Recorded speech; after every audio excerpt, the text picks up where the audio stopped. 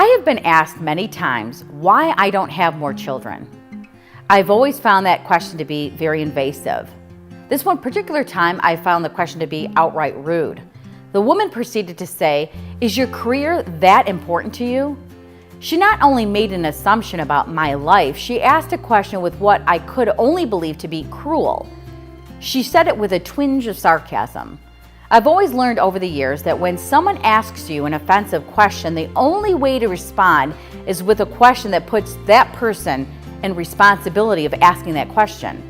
I was trained and certified to teach a speaking technique designed to diffuse anger and deal with bullies. It's called Tung Fu. I've practiced the methods many times over the years. When someone asks you an offensive question, the question you are to ask back is, "What do you mean by that?"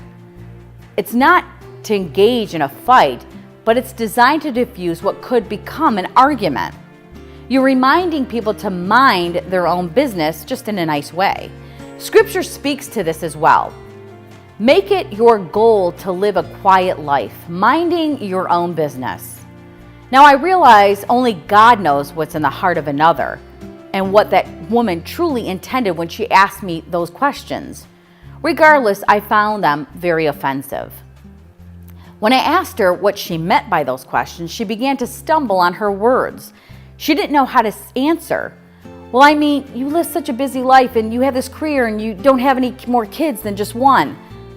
I assumed it was because your career was so important to you. I responded, "You're right, you assumed."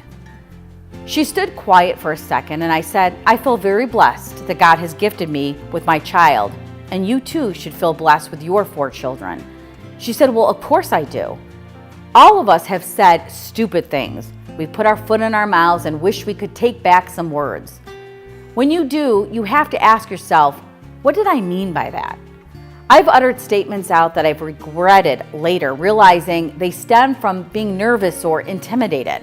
Scripture also teaches us, do not pay attention to what others say. We know ourselves we have insulted others.